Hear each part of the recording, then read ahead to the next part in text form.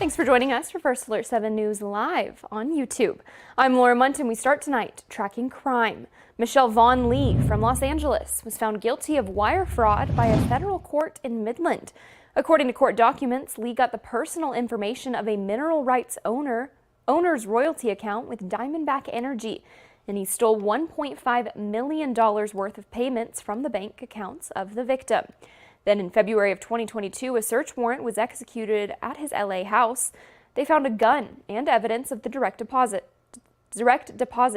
Lee faces up to 20 years in prison for each count of wire fraud, and he was previously sentenced to 60 years in prison for being a felon in possession of a firearm.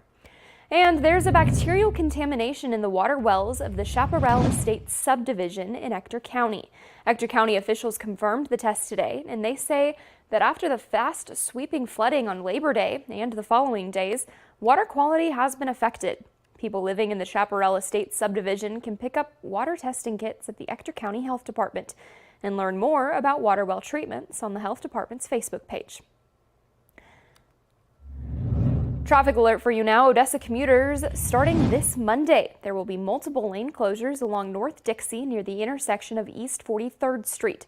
Contractor Driver Pipeline will be working on a main gas line.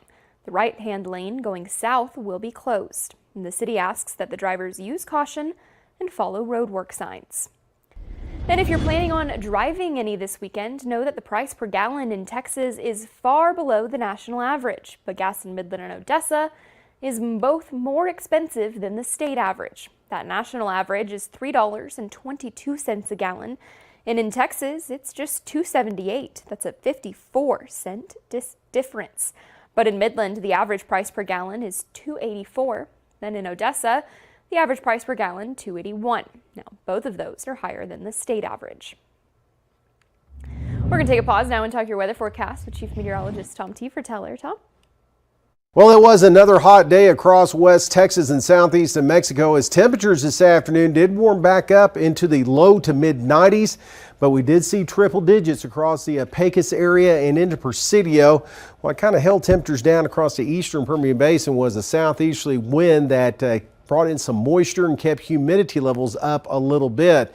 Now, as we look into the overnight hours, we're expecting pretty quiet conditions as we'll see temperatures only slide down into the mid 70s. Humidity levels will go up, and all this will come into play in our forecast as we move in towards tomorrow for the possibility of some thunderstorms into the forecast, as we'll have a dry line feature set up because of the added Gulf moisture, and that will lead the way to some thunderstorms late in the day, and one or two could be on the strong side. But in the meantime, though, waiting for another cold front to arrive across the area, and that's going to bring changes to temperatures like this coming up as we move in towards the rest of the weekend.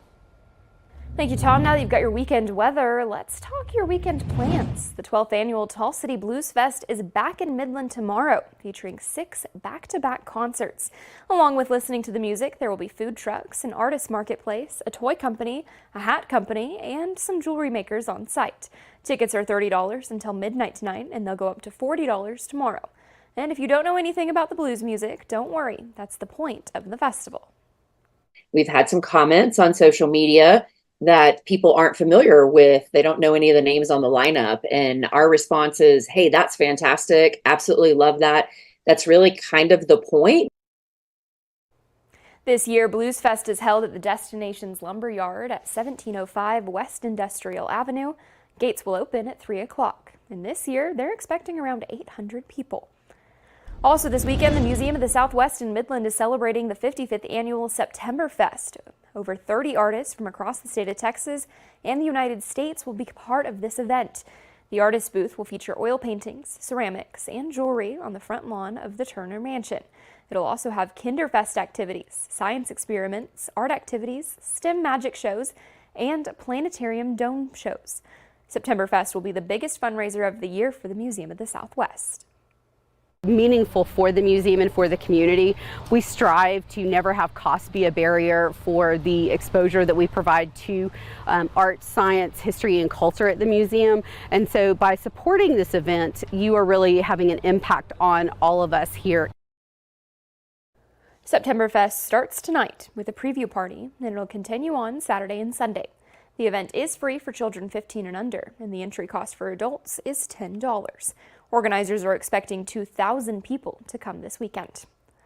Looking across the state, Big Tex is back. The iconic symbol of the state fair got out of storage, and it was installed today at the Big Tex Circle in Fair Park, Dallas.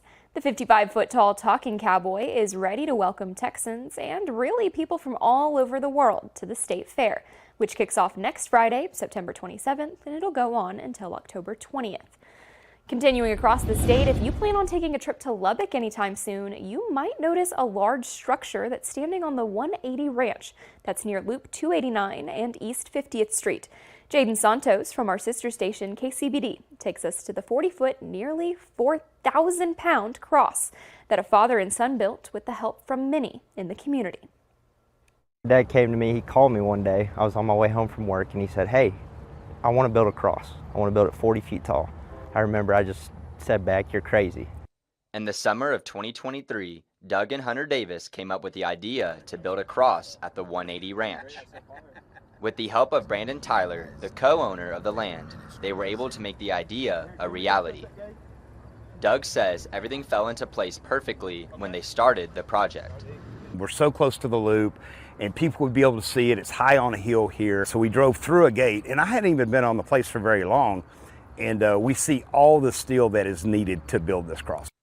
Tyler says they couldn't have done it without the community who came together to help with the project.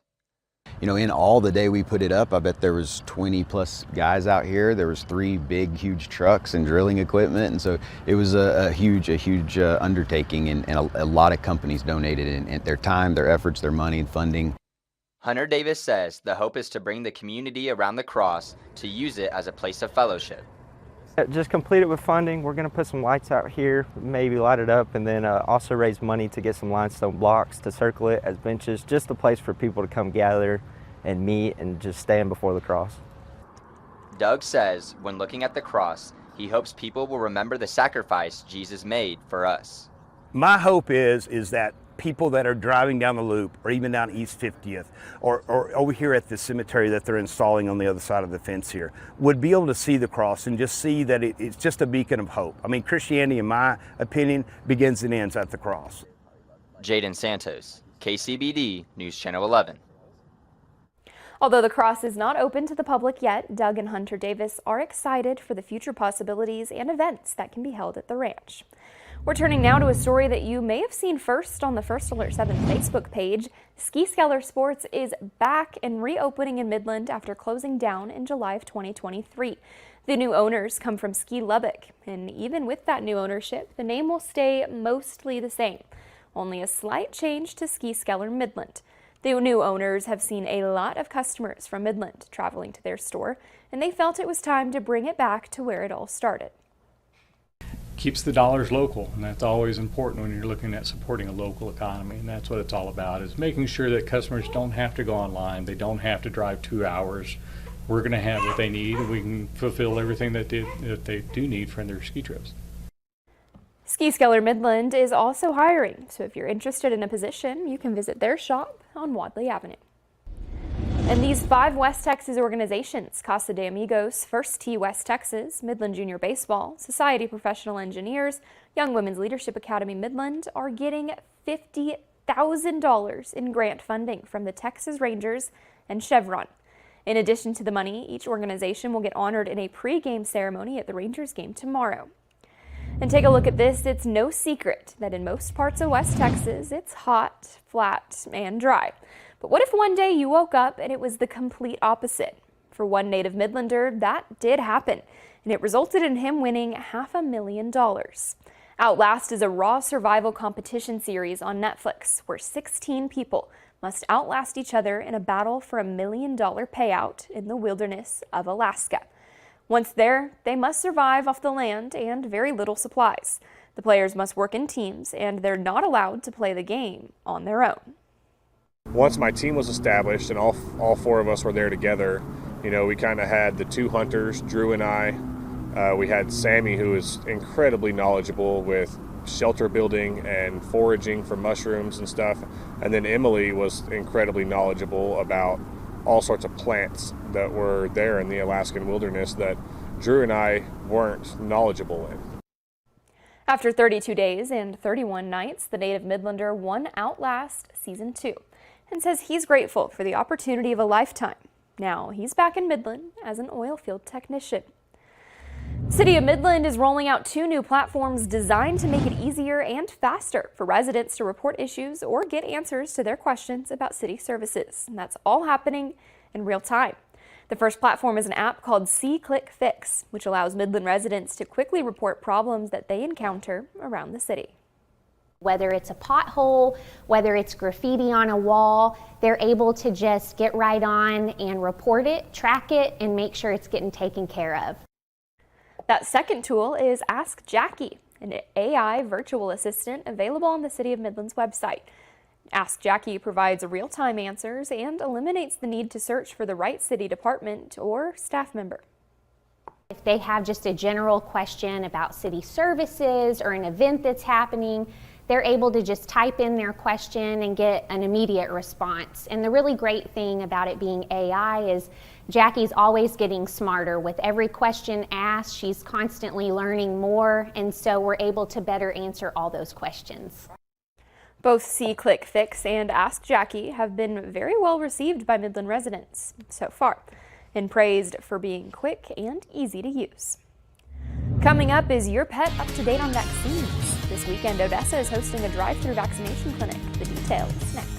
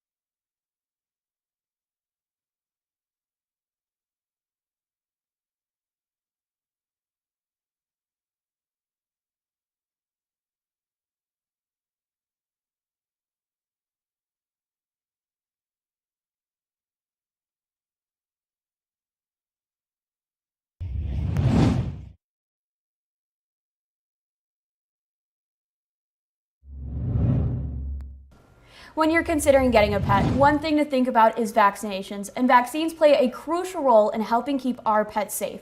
And this weekend, the City of Odessa is having a drive-through animal vaccine clinic, and here to talk about the importance of this event is City Events Manager Megan Mendenhall. Megan, thank you for being here today. You're welcome. Thank you for having me. Of course. So tell me a little bit about what's going on this weekend with this event. Yes, so we're super excited about this event. It will be on Saturday from 10 a.m. to 1 p.m. Microchipping will be available, as well as vaccines for both dogs and cats. And so it's just a really good time, if you haven't gotten that done, to come out, get that done. And also at the end of the clinic, we do have coffee provided by Starbucks, as well as some treats for your animals by Tractor Supply. So we really appreciate those donations. And so who doesn't want a good cup of coffee from Starbucks? Yeah, that's a fact. I love Starbucks coffee, and I'm sure everybody else does too. And you guys are really covering all your bases between vaccines, microchips, and giving those pets a treat after they get a shot. So that's great. So tell me where this event is. Yes, so it will be at the Odessa Animal Shelter. You'll see us all set up. You will stay in your vehicle, drive through, and at the end you will see a tent for us to provide you with that special treat at the end. That's great. So do people need to register for this? How do they get involved in this kind of event? So really all you need to do is show up. The earlier the better. It does start at 10 o'clock. So if you want to start getting in that line right at 10, we will drive you through. Odessa Animal Services is really good at getting you through, and then you'll be on your way. So now do they vaccinate pets for all type of viruses? There are several that we offer. They can go online to odessa-tx.gov. Those will be listed there. And something that's important to note is that it is a cash-only event. So if you are planning on getting those vaccines or the microchips, you would need to bring cash. How much cash do you need to bring? So all that will be listed on our website. It's going to be $40 and under, depending on the combinations of vaccines that you want to get that day. Yeah, so that's like an extremely affordable price because, as we all know, pet owners out there, getting your pets vaccinated can be a little costly. Now, is this type of event you guys often do? We're trying to include that throughout, every 3 or 4 months. Right now, this is the, fall event, and so we hope to see improvement in those events as well as what we can offer you.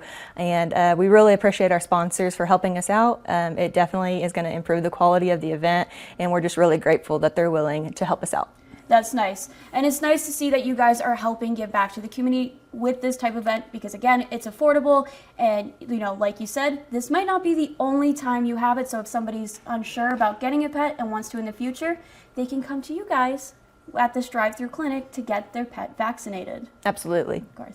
Megan, thank you so much for being here today and telling us about this event. Thank you. Thanks for having me. Of course. And definitely be sure to check it out. Again, it is this Saturday from 10 to what time? 10 to 1 o'clock. 10 to 1 o'clock at the Odessa Animal Shelter. It looks like some thunderstorms back in the forecast for your weekend. We're going to take a look at that and some cooler temperatures with a front coming up next.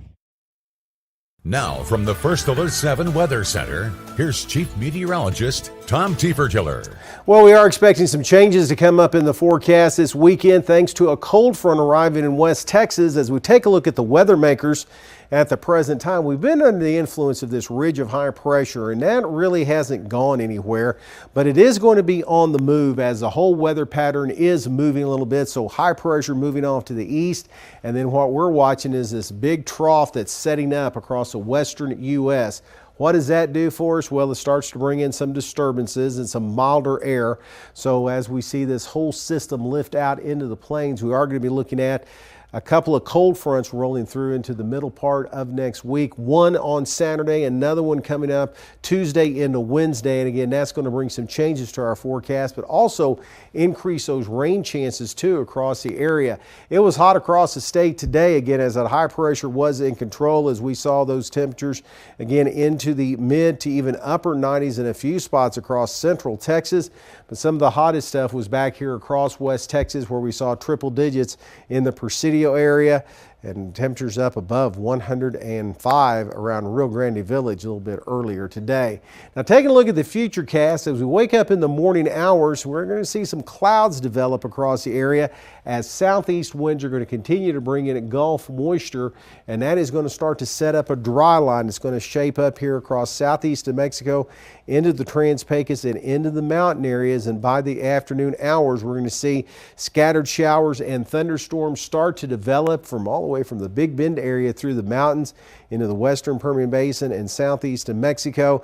This is where we could start to pick up an isolated strong to severe thunderstorm. Time frame about 3 to 7 o'clock in the afternoon and early evening hours is what we're expecting, but a lot of this is being driven by daytime heating. So once the sun sets, a lot of it's going to wind down a little bit, but it's going to be that window from 3 to 7 where we got to watch out for the possibility of those scattered strong to possibly severe storms. More moisture hanging around for Sunday. That front's finally going to roll through with scattered showers and thunderstorms, it looks like, late in the day and into the evening hours, and we can't rule out a strong storm or so. And again, on the severe weather outlook for Saturday afternoon into the evening, scattered severe storms possible southeast of Mexico, northwest Permian Basin, but isolated storms as far east as the Midland Odessa area, as far south as Pecos and Fort Stockton, with damaging winds being the biggest threat. But there is going to be a hail threat too, up to quarter size, associated with any storms that become severe.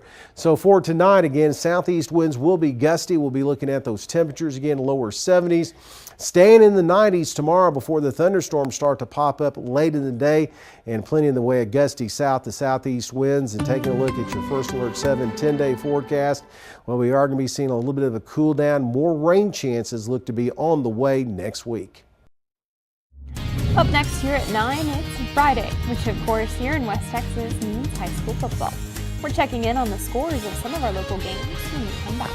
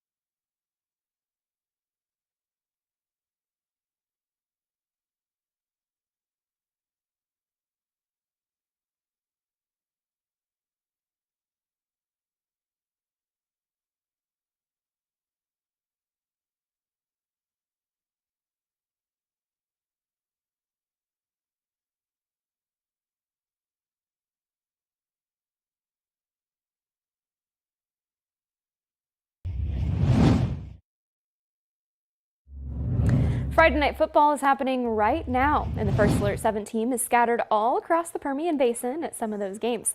Let's take a quick look at the scores. You can see that's on the website, firstalert7.com. I'll read some of those scores for you. Amarillo Tascosa beating Permian 42-36. Odessa High, they won their game last night. That was 57-49. Midland High 55-0 in the third quarter over Montwood. We've got Fort Stockton and the Crane Golden Cranes. Fort Stockton beating Crane at 28-20. Those are some of our 4A schools. Moving all the way down to 1A, we've got Buena Vista 38-30 over Water Valley.